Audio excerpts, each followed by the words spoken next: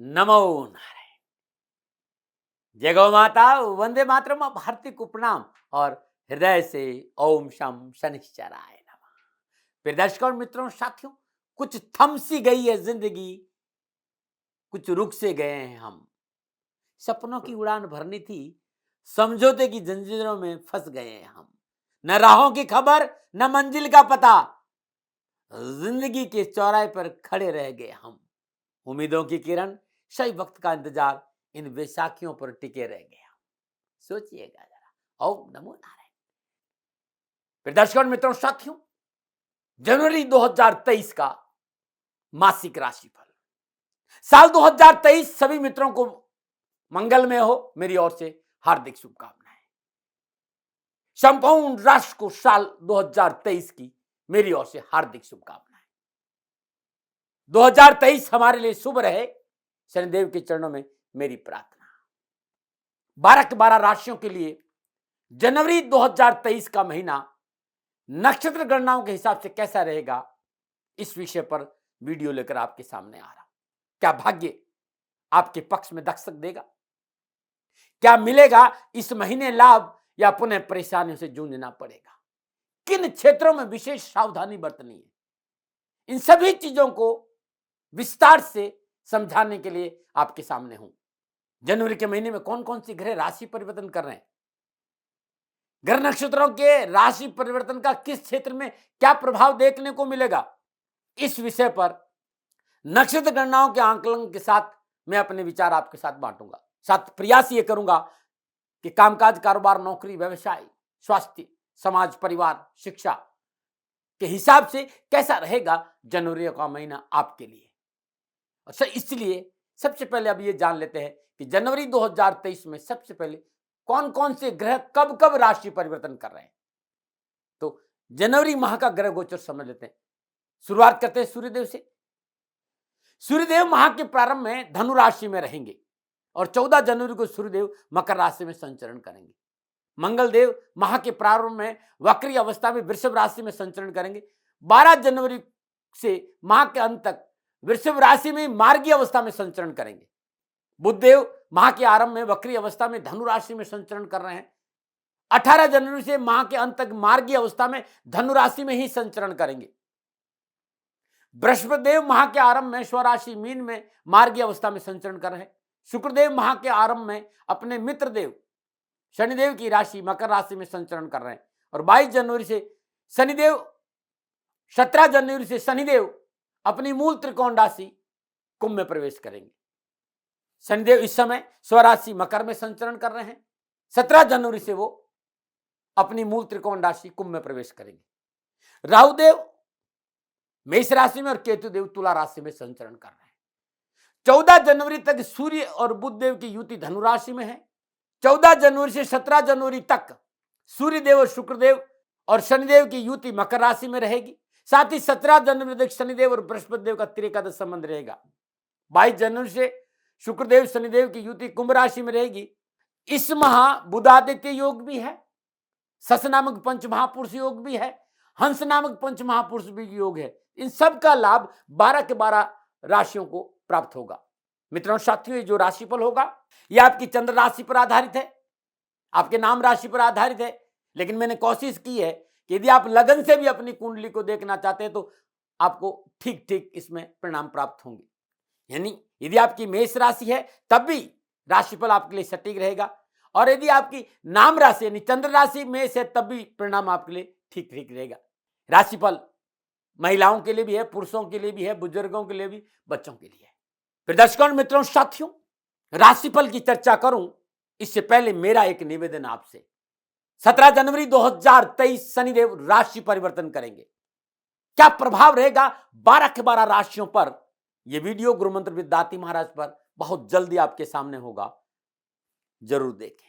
कर्म फलदाता शनि साथी और ढैया में आपको क्या फल प्रदान करेंगे, जीवन का अनुभव लेकर आपके सामने आ रहा हूं। शनिदेव और 12 राशियां, जरूर देखें वीडियो, आपको लाभ मिलेगा। और निवेदन मेरा, तो दवा है शिव देवादिदेव शनिदेव, और है समस्या आपके पास तो समाधान है शनिदेव। 21 जनवरी 2023 शनि अमावस्या महोत्सव श्री शनिधाम शनि तीर्थ क्षेत्र असोला फतेहपुर बेरी में आपका स्वागत है। करिए शनि भगवान के दर्शन, पूजन, तेलाभिषेक, जीवन की सभी कष्टों से छुटकारा।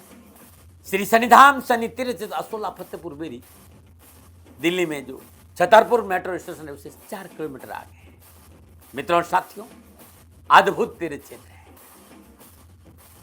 और प्रभु के दर्शन करने से आपके जीवन के सारे कष्ट मिटेंगे। दिल्ली एनसीआर के सभी शनि भक्तों से निवेदन कि शनि अमावस्या के इस पावन पर्व यानी 21 जनवरी 2023 पधारे श्री शनिधाम शनि तीर्थ असोला फतेहपुर बेरी में करिए दर्शन और पूजन के आपके कष्ट मिटे। दर्शकों, मित्रों, साथियों, कर्क राशि वालों के लिए जनवरी 2023 का महीना कैसा रहेगा, इस विषय को लेकर वीडियो आपके सामने है।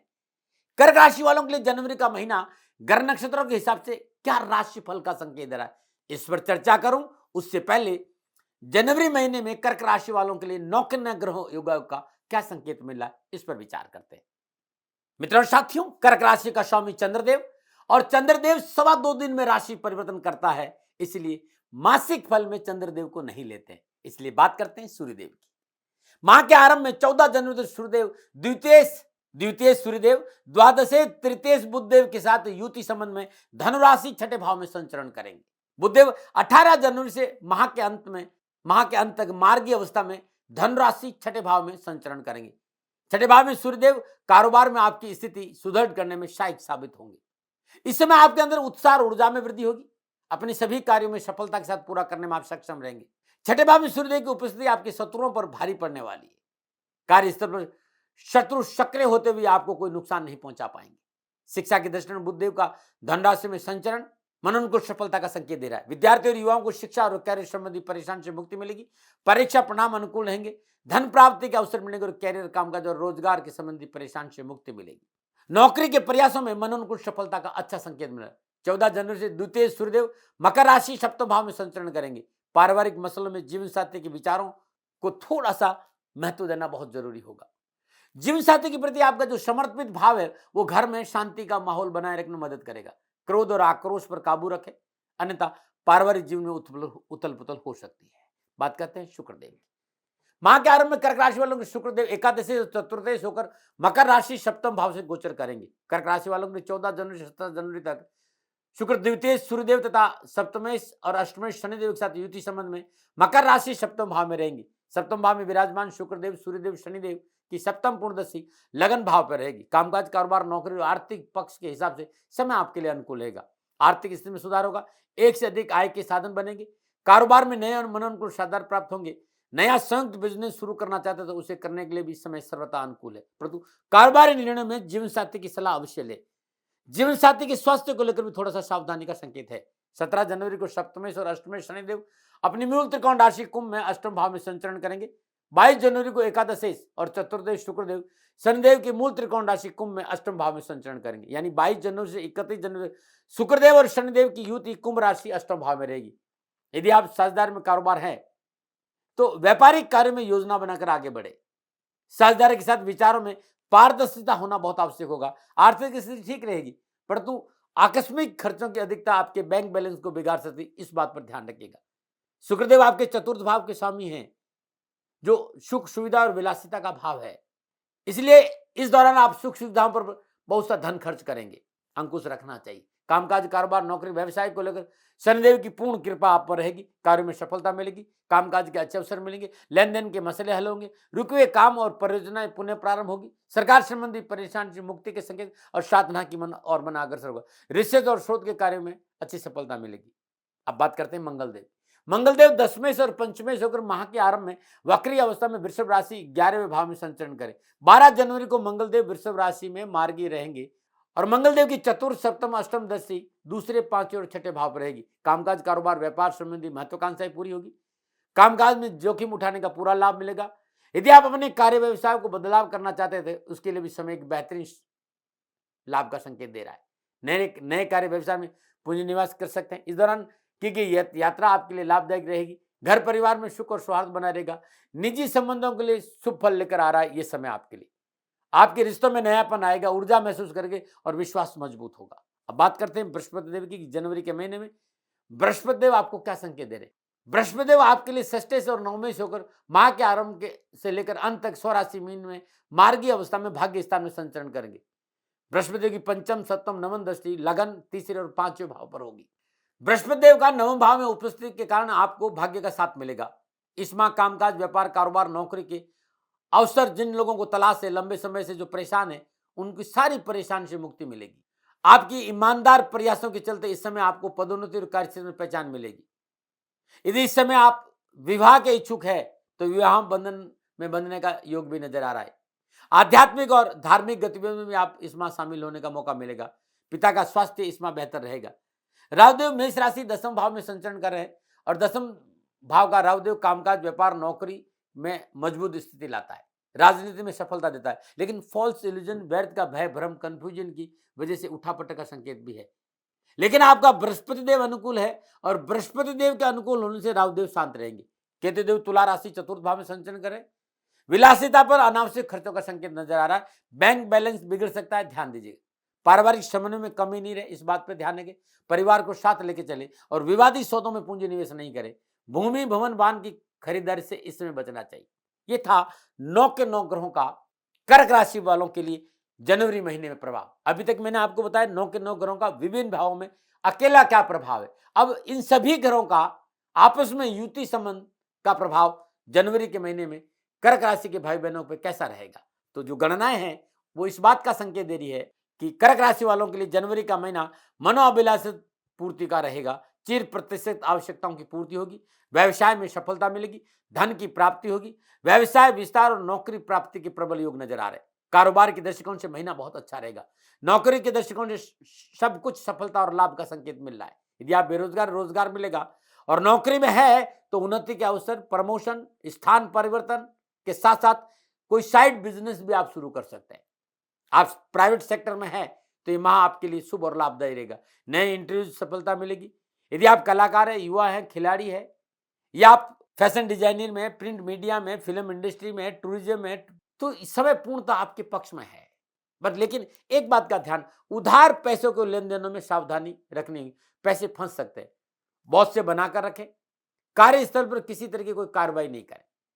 शिक्षा और कैरियर की दृष्टि से विद्यार्थियों के लिए महीना पूर्ण सफलता का संकेत रहा है। आपका साहस और मनोबल अच्छा रहेगा। लक्ष्य में सफलता की वजह से अपनों का पूर्ण आशीर्वाद और सहयोग की प्राप्ति होगी। माता पिता का शिक्षा में सहयोग रहेगा। शिक्षा के क्षेत्र में आपके लिए बड़ा ही मनोनुकूल समय है। पारिवारिक जीवन खुशियों से भरा रहेगा। पारिवारिक सदस्यों का सहयोग प्राप्त होगा। दाम्पत्य जीवन की परेशानी से मुक्ति मिलेगी और जीवन साथी का सहयोग मिलेगा। परंतु निजी संबंधों को लेकर सावधानी का संकेत नजर आ रहा है। दो के बीच में किसी तीसरे को नहीं आने दे। रिश्तों के प्रति ईमानदार है तो आपके लिए अच्छा रहेगा।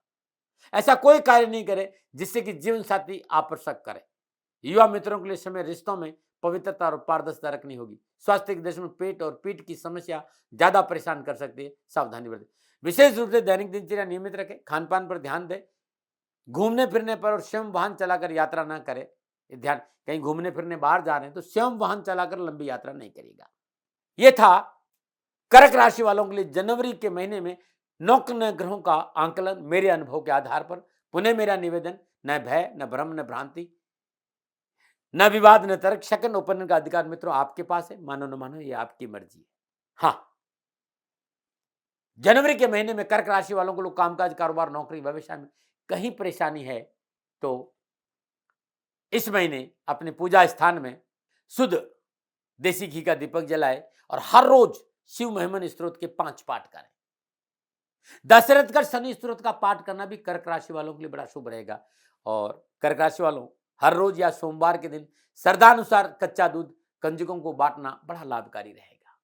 यदि कानूनी कोई मसला हो तो लगातार ये 1 महीना बरगद के वृक्ष की जड़ में कच्चा दूध अर्पित करना भी शुभ रहेगा। थोड़ा सा जल मिलाकर न मना रहे। पुनः मेरा निवेदन, कर्क राशि वालों की मेरा आंकलन था, दबाव नहीं। हाँ, कोई भूल हो गई हो तो दोनों हाथ जोड़कर क्षमा मांगता हूँ। आप सुखी रहे, आप स्वस्थ रहे, समृद्धिशील रहें, शनिदेव के चरणों में मेरी प्रार्थना। ओम नमो नारायण। राजस्थान का हर व्यक्ति जानता है दाती महाराज गायों से बहुत प्यार करते हैं, बेटियों से बहुत प्यार करते हैं। हजारों सैकड़ों बेटियों के लिए, जीवन के लिए मैंने अपना संपूर्ण जीवन दिया है और ये मेरा शौक था, मेरी राष्ट्र की धरोहर थी और ये करना मेरा कर्तव्य और कर्म था। मैं आपको किसी वजह से नहीं सुना रहा हूं, बस खाली बता रहा हूं कि ये मेरा जीवन का लक्ष्य रहा है। मनुष्य हूं, और मानव होने के नाते मेरा कर्तव्य है कि मैं अपनी राष्ट्र की सेवा करूं। मैं इस राष्ट्र का नागरिक हूं। 30 सालों से मैं बेटी बचाओ और गौ सेवा में अपना जीवन इस राष्ट्र के साथ लगाया है। वर्तमान परिस्थितियां आर्थिक दृष्टिकोण से मेरी अनुकूल नहीं है। धन नहीं मांग रहा हूं कि मुझे आप पैसे दीजिए, नहीं, पहले भी कभी नहीं मांगा और अब भी मैं नहीं कह रहा हूं, और ये मेरा अहंकार नहीं है, क्योंकि धन को लेकर मैं राष्ट्र के सामने कभी नहीं आया था। हमेशा मैंने ये कहा कि साहब सेवा करिए, आप, मैं भी सेवा करता हूं, आप भी सेवा करें, धन नहीं चाहिए। लेकिन वर्तमान में जो आर्थिक परिस्थिति है वो मेरे को ये कहने के लिए मजबूर कर रही है कि सन्निधान गौशाला की गायें दुखी नहीं रहे, इसके लिए मुझे आपका सहयोग चाहिए। और सहयोग के लिए मैं स्वयं आपके साथ खड़ा हूं, आपकी समस्याओं के समाधान के लिए। भाई, आप अपनी जन्म कुंडली का अवलोकन कराना चाहते हैं, आप अपनी जन्म कुंडली बनाना चाहते हैं, आपको बहुत सी चीजों की जानकारी चाहिए, तो मैं आपके साथ खड़ा रहूंगा, पूरे साल खड़ा रहूंगा, जब तक जीऊंगा तब तक खड़ा रहूंगा। नंबर आ रहा है, इन नंबरों पर संपर्क करिए, आप मेरे से बात करिए, लेकिन इसकी एवज में गायों के लिए चारे की व्यवस्था कर लीजिए।